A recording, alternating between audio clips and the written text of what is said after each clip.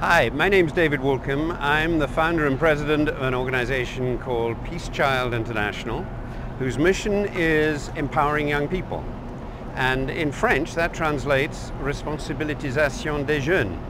And so what our organization and what my life passion is all about is getting governments, getting school teachers, getting parents to transfer early on in life responsibility so that young people feel responsibility for their own lives, for their own future, for their own community, their own nation and their own planet. Because your generation faces some of the biggest challenges that any generation in history has faced. And Peace Child is there to help you rise to those challenges. And right now our big project is called the Road to Rio+20.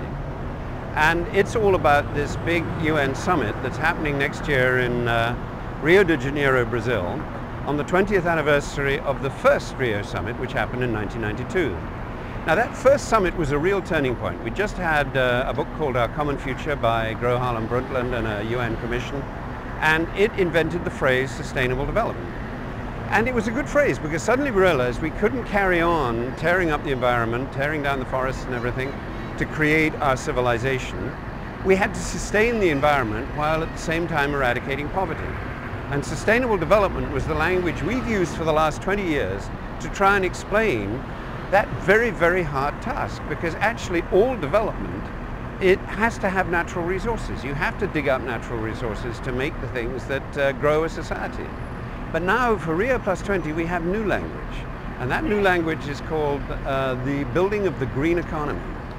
And sometime in human history we're going to have to transition from the brown fossil-fueled economy that's given us the civilization we know and enjoy today, and fed and watered and housed and schooled close to 7 billion people. Well, not all of them, because as you know, a lot of them live in extreme poverty.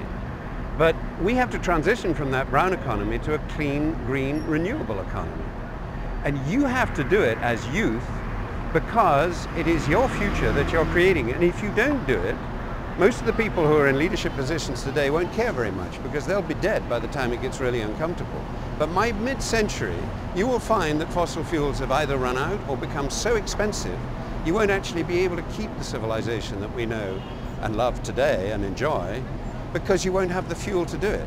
Neither will you be able to eradicate poverty, because eradication of poverty requires cheap and plentiful energy. History has shown that.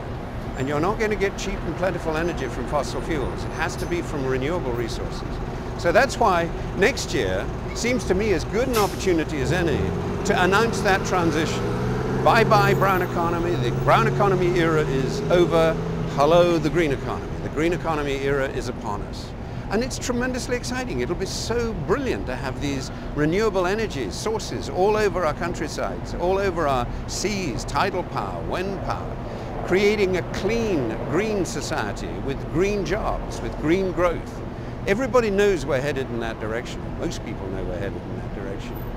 And the fact is, we have to start now, because as the famous Stern report said 3 years ago, if we make that transition now, it'll cost us between 1% and 2% of GDP to pay for that transition. Every year we delay, that price goes up by 1%. So 10 years, 10% of GDP. 20 years, 20% of GDP. We have to start now. And that's why the Road to Rio is very important to us. And we're producing education materials, we're doing days of action, we're having online processes and appeals, we've written a new musical, a new Peace Child play is all about envisioning what happens when we have a success at Rio+20.